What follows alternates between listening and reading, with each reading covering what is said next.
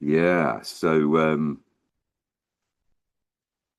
I don't really want to start by talking about me. I want to talk about you, all of you people, wonderful people. There are people on this call that I've physically met, and there are people on this call who I've only digitally interacted with. And my recovery is all down to you. Um, Early Birds is the place that I got all the promises come true. Um, I just want to thank all of you for it because so I'm trying to cast my mind back and thinking, okay, well, look, if I've never been on one of these meetings before, I've walked into a room, what would I have liked to have heard? Um, and the most important one is you are going to live happily ever after. um, because that's what happened to me. Um, so when we were doing the opening, no one said they were a newcomer. I'm always going to be a newcomer because I'm an amnesiac. I can forget everything so easily. So for me, the most important thing on a morning is to get onto early birds and get some time before that to connect with, well, do what I call these days GOD, get out doorstep, which is for me to connect in with whatever that thing is. And I'm not religious. And as far as I'm concerned, religion is generally a male construct to suppress females or have fights and battles. Um, and God is about love and peace and joy. Um, but please don't, get turned off at that point. This is dedicated to the Spartans. Okay, this my chair today is going to be dedicated to the Spartans. That was my nickname because I would rather die than surrender.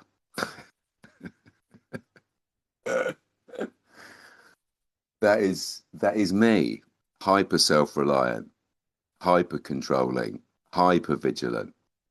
Um, because that's the only way I knew how to survive in my life. So I am the Spartan. I would rather die than do anything. When I was at college, and I didn't go to university or anything else like that, I went to a proper college, Luton Tech, where you went for a fight. Um, there was a guy there, and he used to practice this thing, which was to get everybody in the class to say that black was white, and then get someone to come in who was outside the class, and everybody pitches in and goes, "Okay, black is white," but whatever the subject is.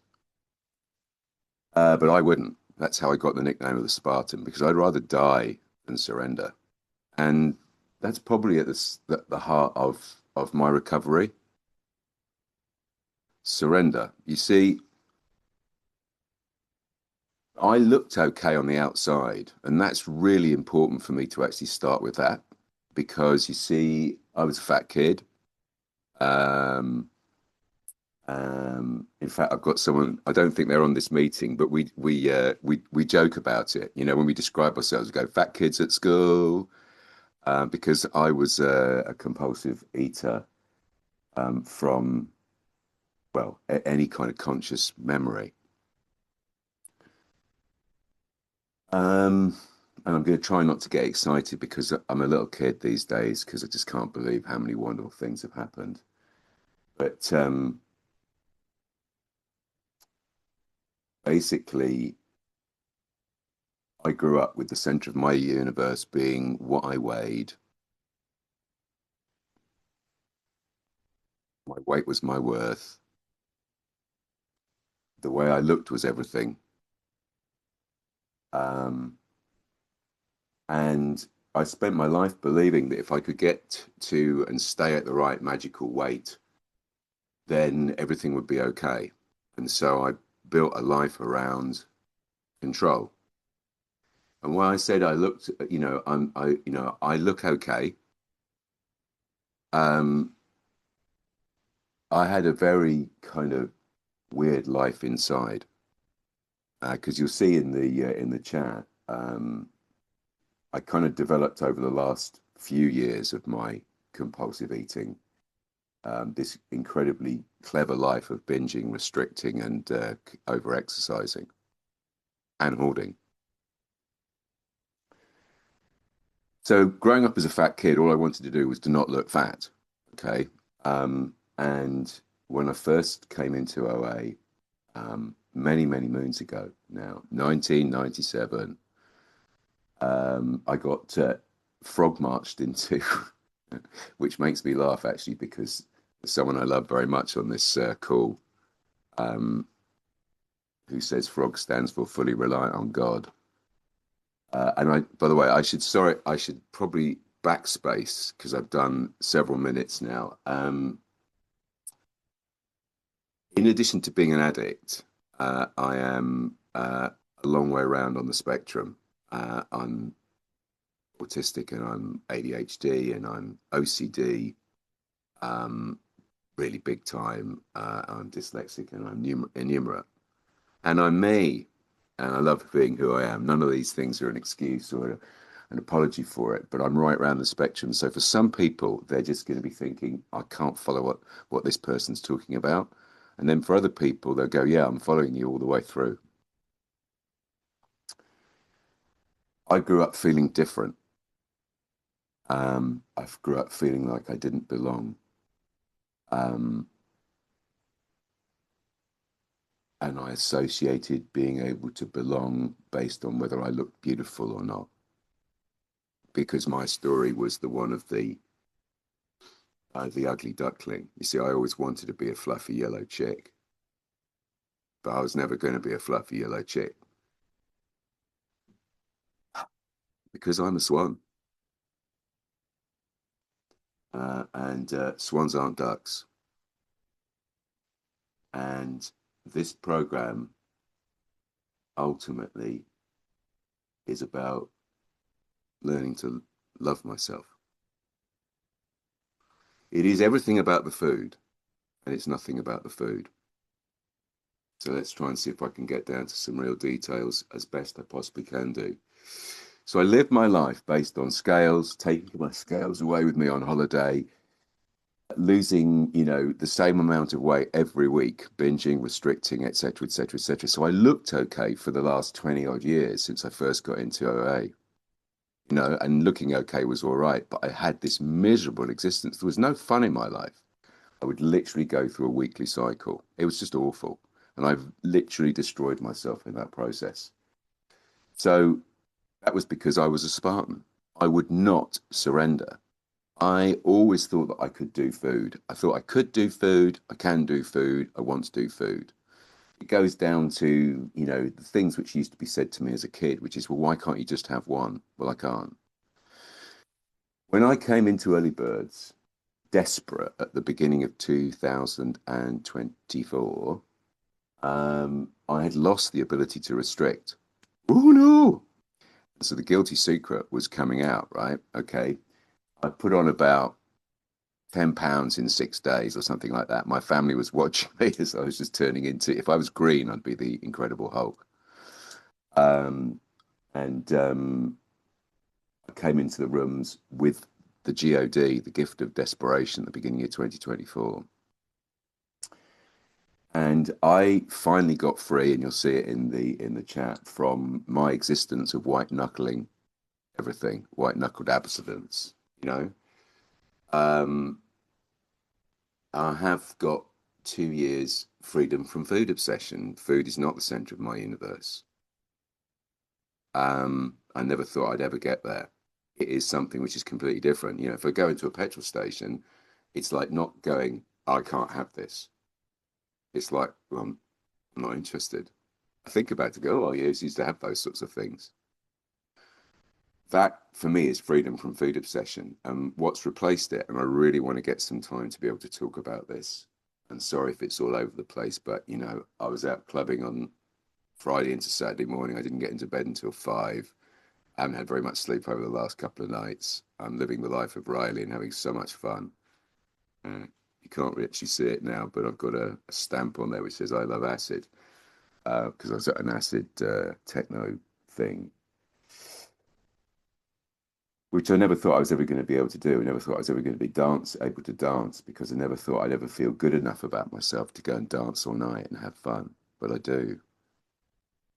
So coming to the rooms, and I had to realize that I can't do food in the same way as I can't do drugs, I can't do alcohol, I can't do food, but God can.